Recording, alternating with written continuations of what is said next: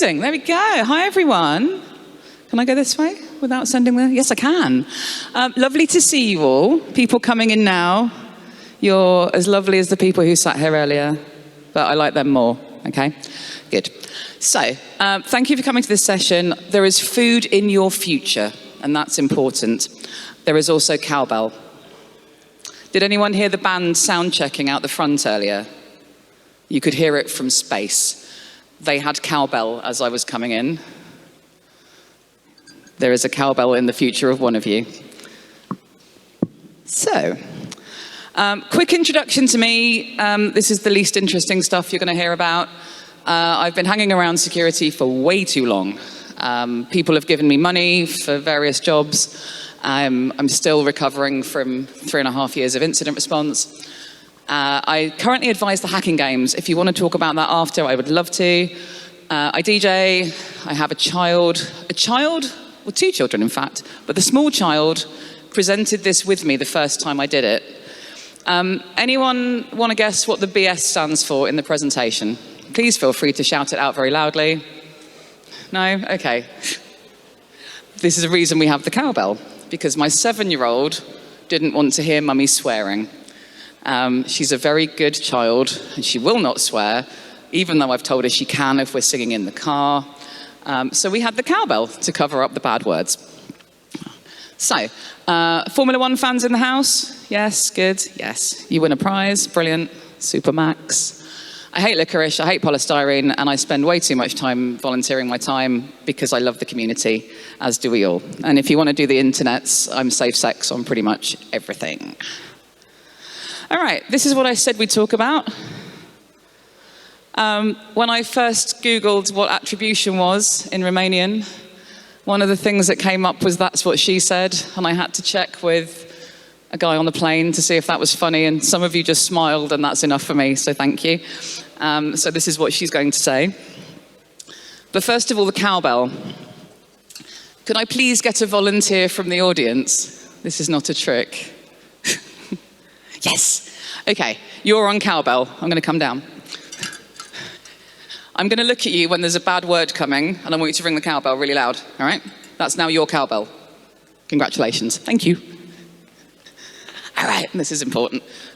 The 7-year-old child had to do it. My new friend here is going to do it. Cool. So, this is what started the presentation, as many things do, Twitter. I'm not calling it its other name. I'm just not going there, all right?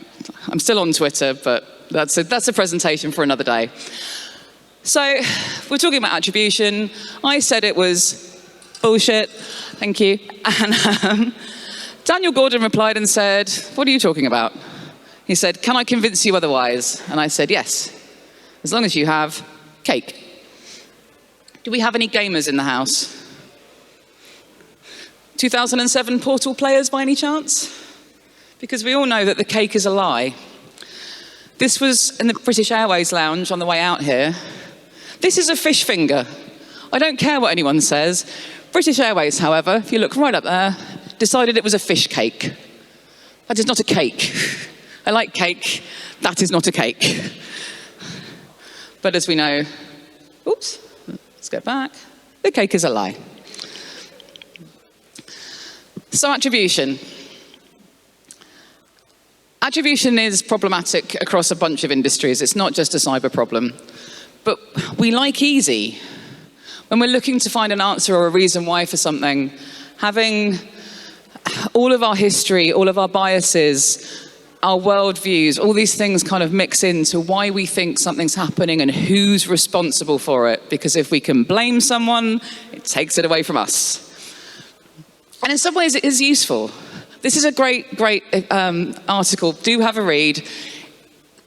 Newsflash, cyber attribution is hard. And it is, like a lot of things in cyber.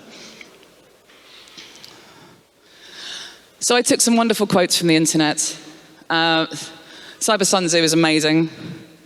It is difficult to do attribution. This is a great way. Just roll your little dice, and you'll probably find a way to blame somebody. And I did some very, very technical research. 15 people in this survey. They didn't know either, really. But I had to stop it here for reasons. So that was that. So we've agreed it's difficult, and some people care about it, some people think it's really important, some people don't know. That's why we're here, right? Because it depends. However, in the polarized world in which we live right now, having evidence to back up our choices and our statements is rife. Hot takes are cool, okay? We do things for the likes. Being able to back stuff up and maybe, do your research is not always easy. So, attribution comes with a lot of this. I've said many times, you can give 2 analysts the same alert, ask them to find out what's going on, you'll get 3 different answers. And some of that will be because of all that history stuff we talked about, right?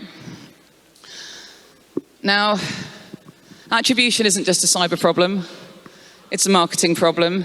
It's also a museum of modern art problem. So, anyone recognize this? Any art fans in the house? There's some beautiful art in this building. So this was attributed to Gauguin for a very long time. Gauguin did some paintings of this sculpture. The actual sculpture itself was bought for between, I think it was 3 and 5 million. What's 2 million between friends? A lot of museums spent a lot of money carrying this thing around the world.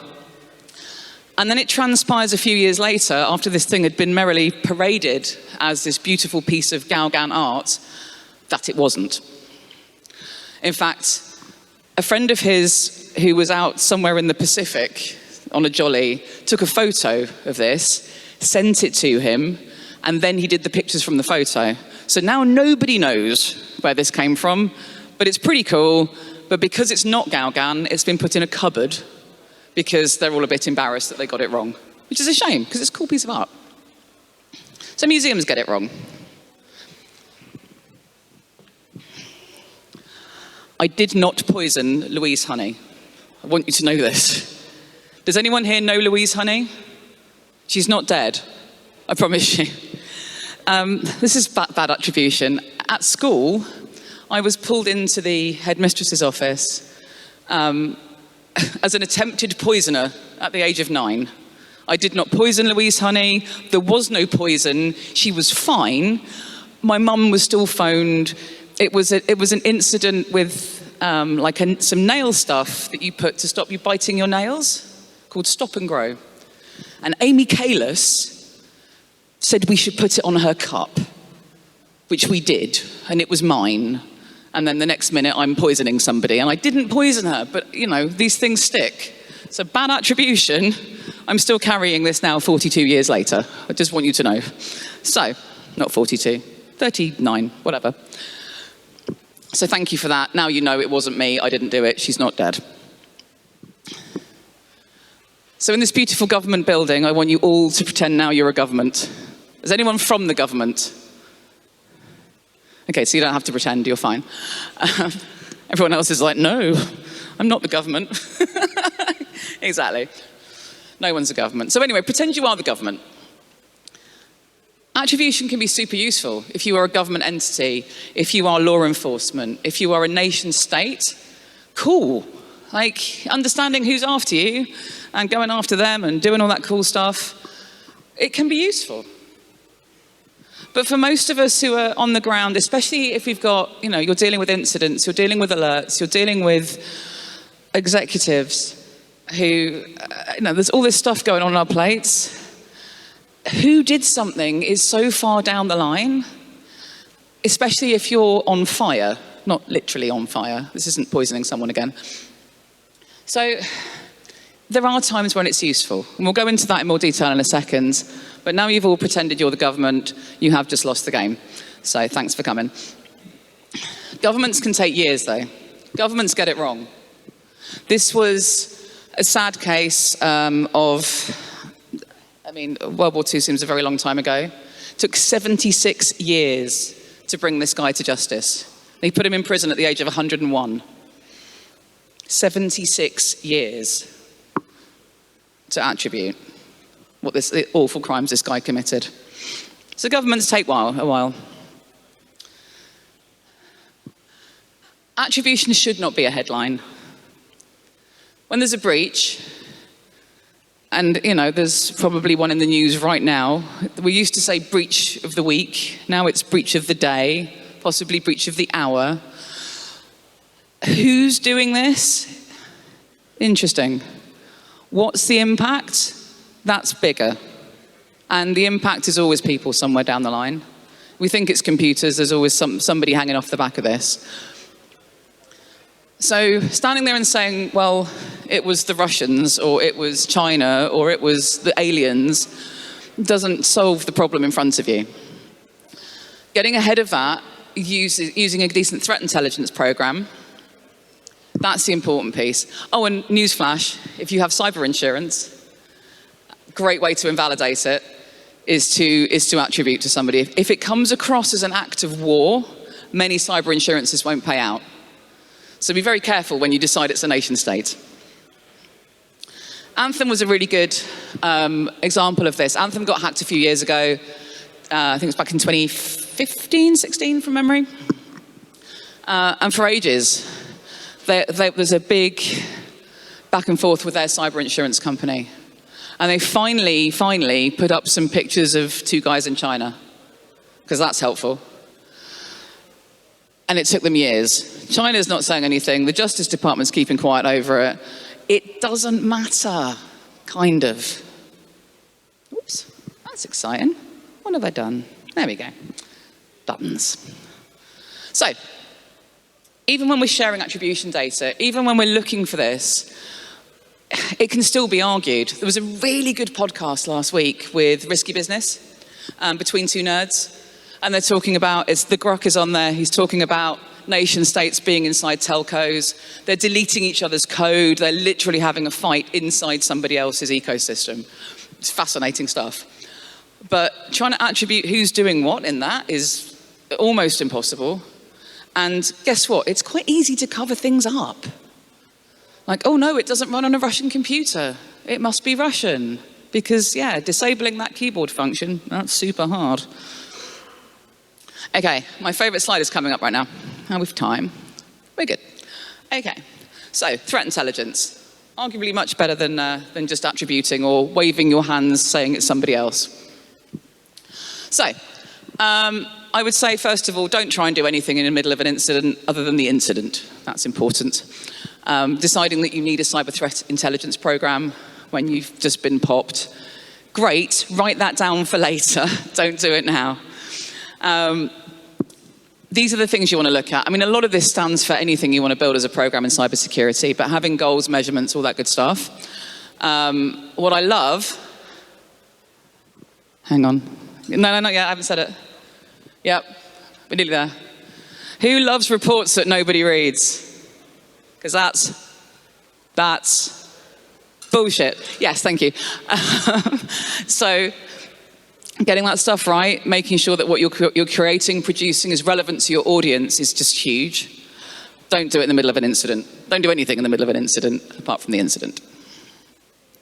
And if you can look at what you know historically, I love a root cause analysis. I'm sorry, I'm not okay. Anyone here done root cause analysis work? Anyone enjoy it? I really like it. Because you can actually get into a bit more of, what and why and maybe who. When it's done well, and nobody wants to do these things because you've just come off the back of something bad, and then all of a sudden you have to relive it. And everyone just wants to go back to normal and stop talking about it, please. But they're really useful. And actually, this will help you build out your program way better, is understanding what's happened, what your risks have already been. Understanding the past is useful for the future. It's not going to solve everything, but it certainly gets you going in the right direction. And if you have those learnings, and you have someone who's going to chase through those actions, happy days. If you just write everything down and never read it again, fail. But good RCAs are your friend. When you're doing threat intelligence, you could buy a threat intelligence platform. They do it, many exist. You could build one. You could buy something that does all that and more. But if you're just chucking stuff into it, because you've got those feeds, because we love counting beans in cybersecurity, right? Look at all these things we have. We have lots of things saying bad. It's not going to help you necessarily. Do we have any threat intelligence people actually in the room? Yes, good. And you're okay. He's crying. Okay, good. This is fine. But, you know, this is true, right? If you just put stuff into a platform and expect it to do stuff, tools are cool. We need people and intelligence. Please laugh at this slide. It's not ready yet. It's going to build. Anyone know who that is? And that's me. We know that. That's me. That's my friend Chrissy. Anyone know who that guy is? You can shout. Someone. All shout at once. It is Marcus Hutchins. Well done. 5 points to Gryffindor. This was taken at DefCon, well, just before DefCon, in the bar, because that's what you do at DefCon. And we're just going to keep doing this for a while. Look. Look at his little face. Anyway, really good example of bad use of threat intel. In fact, friend on cowbell, looking at your watch. Hi. This is crappy use of threat intelligence. I love you. You loving that cowbell? Good. So this looks horrible on the screen. What this is a telco deciding that the URL that was the sinkhole for WannaCry, because it was included in an attack, must be bad, because URL attack equals bad, right? So they blocked it, but it was a sinkhole. And if the computers could not connect to it, they would merrily run WannaCry. If they could connect to it, they would stop. So here's a great example of this load of rubbish being blocked, resulting in more people getting infected with some malware. Well done. Okay. This is where attribution can be a real pain in the bum.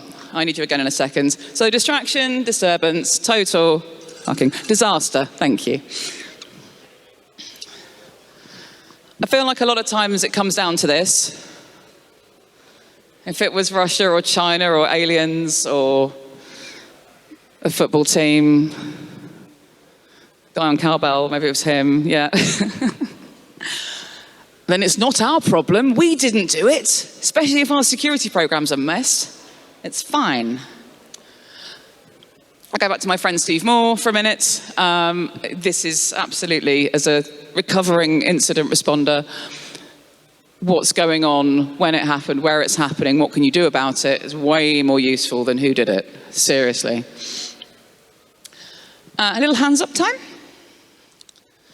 Anyone been in an incident and some executive, always an executive, not a CISO executive, someone outside, runs in the room and goes, "It's China, isn't it? Or Russia, or a football team, or you." And you're like, "Go away. What? Stop it. I'm really busy. Thanks." So anyone have this happen to them? Yes. Anyone have it happen more than once? Yes, many times. Should have poisoned them. Okay, we talked about this earlier. Don't buy cyber insurance, then you can't invalidate it. That's the quickest thing. But if it's an act of war, it will be in your small print. Nation states generally count as an act of war. So just be careful what you tell them. Tell them the truth, not things you think.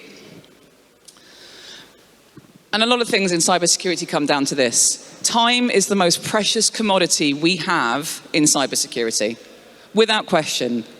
There are only so many hours in the day.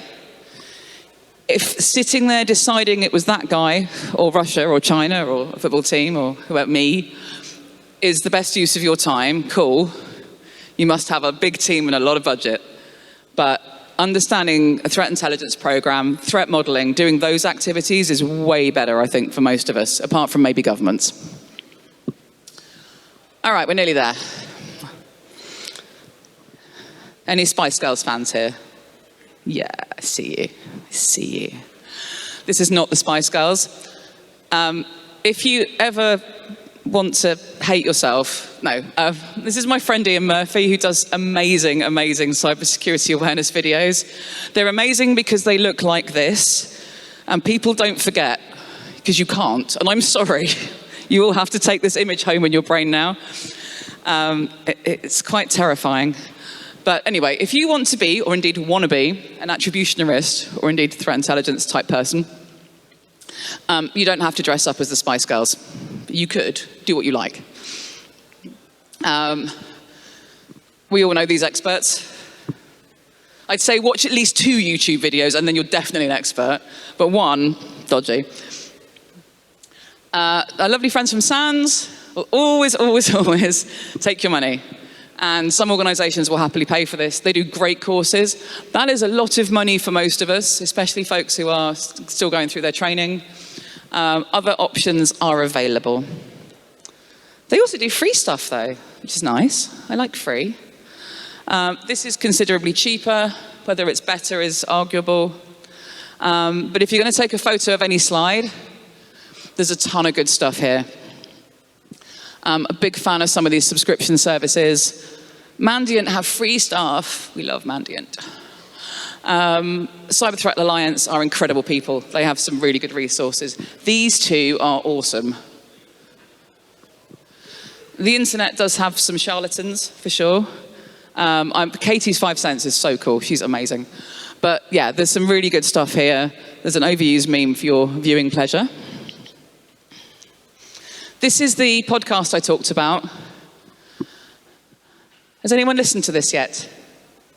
It's really good. It's really good. So the bit about the telcos was awesome, but it's an awesome episode. Risky Biz is generally good anyway. This is particularly awesome as it relates to what we're talking about. When I saw the title last week, I was like, oh, shit. Is the Gruck going to tell me I'm an idiot? And maybe this is all wrong. I'm like, do you know what? I hope not. And we kind of agree. We kind of agree. There's times when it's useful, times when it's not. It's not useful in the middle of an incident. It's very interesting when you see nation states literally beating each other up in the middle of a network. That's interesting. But again, what do you do, right? So we are nearly there, and then you can eat. I love Deadpool. Okay, so. Attribution is often bullshit, yes. Thank you. Cowbells are amazing. Right time, right place, right people, as are a lot of things. If you're a government, if you're a cyber insurance company, it's going to really help you. Don't throw rubbish at a tip and expect things to work. Museums get things wrong. Newsflash. I cannot stress this enough. I did not poison Louise Honey. She's fine. I haven't checked on her. We haven't seen her since school, but I assume she's still alive. Choice, my friends, is an illusion. But most importantly, the cake is indeed a lie. That is it. We are done. There's probably a little bit of room for questions. Please, please, please, let's be friends. Even on the other sites. I like Blue Sky as well. If you want to talk hacking games, I would love to. It's got nothing to do with attribution. And if you've got cake, I'm your girl. So thank you very much for attending. You are all gorgeous. Thank you. Thank you. Any questions for Samantha? I see one there. I don't have any more cowbells. I'm sorry. You need to get that out of here, like quickly, like run. Thank you for your talk. I want to touch base on a little bit of, you said the attribution is bullshit, but like you write like root cause analysis. And for me, they're like, from a high level perspective, very much similar in the sense like, okay, we got hacked and like people are, oh, because we didn't patch that piece of software, like root cause analysis, great. And it's like, but it's not because apart from that, we didn't close our firewall, we didn't do a good procedures. Like people also tend to cling to one thing, whereas usually a breach happens because of composite, many things like coming together, right? So isn't like root cause analysis bullshit in this sense? It can be if it's done wrong. There's 2 really good ways of doing root cause analysis. There's a process called the 5 whys, where you basically get to be a petulant child. It's excellent. You just have to go, why, and you carry on down the whys. Maximum 5 times. Yes. Many times as you like. My preference, though, as much as being a petulant child is fun, there's something called an Ishikawa diagram, which you can do that as part of Lean. You go into much more detail as to all of the reasons, because you're bang on, my friend. It's never one thing. somewhere in there who can be important, but those whys, the wheres, the useful things to help you be better next time, and you're never going to be best because we're always fighting the good fight. Absolutely. A bad RCA is absolutely bullshit. Thank you. Thank you.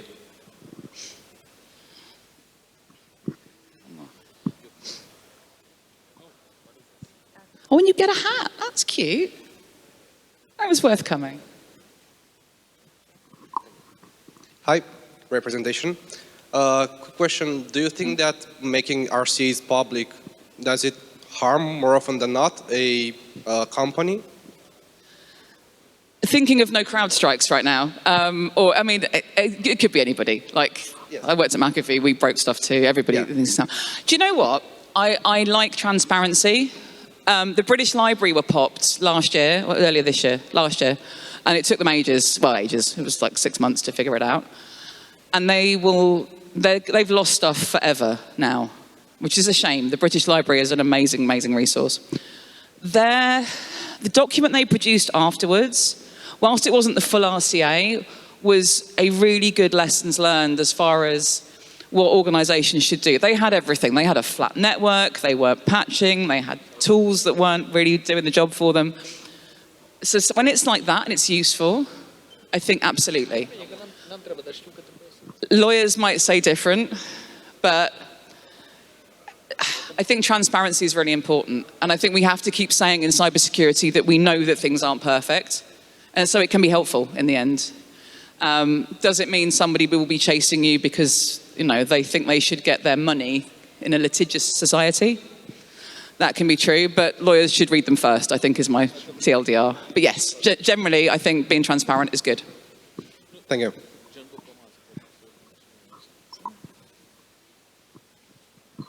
Hey, nice presentation. Thank you. I think attribution is also important for trend hunting activities, especially for customers that don't have, are not maturing enough. Because I'm working on threat hunting for various customers, so the type of request that I get, I want a threat hunt for this ransomware family, which is not exactly what's happening. Yeah. And it's something I've noticed for like the last half of year. Threat actors, especially the ones selling the ransomware, have more than one affiliate. Yep. So we're not hunting for a threat actor, or like a ransomware group. We're actually hunting for an affiliate. And that's a totally different type to look for.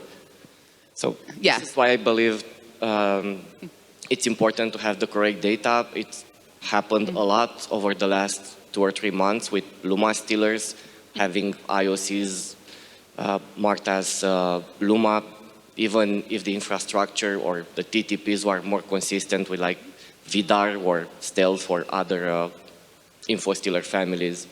So again, I think for threat hunting, having the correct attribution, it's still important.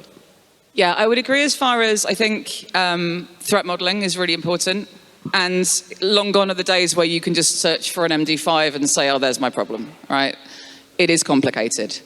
Understanding what those groups are doing, 100%. You're absolutely right that they have many different tools available and they'll change them quickly because they can move pretty fast. If they know these things are being detected and easy to find, they're going to move to the next thing. Their job is to keep hiding, right? And cause havoc. Our job is to try and find them quickly and try and get in front of these things. To me, this might sound a little harsh.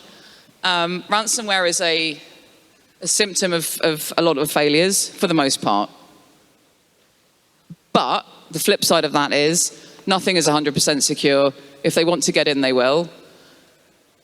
It's the best use of your time, ultimately. And you're right, as far as customers are concerned, they will come and say, I don't want this problem. And you're like, okay, well, this problem actually is this problem over here. And having that knowledge is useful for you. Unless they know they are a target of a nation state, which that depends what they do. Just coming in and saying, can you look for a Russia, please, is probably not the easiest thing. And these people cover their tracks, right? Cyber criminals may be from a country, but some of them are just cyber criminals, and they're not doing it because of where they're from or which political party they believe in. So there are nuances completely. Okay.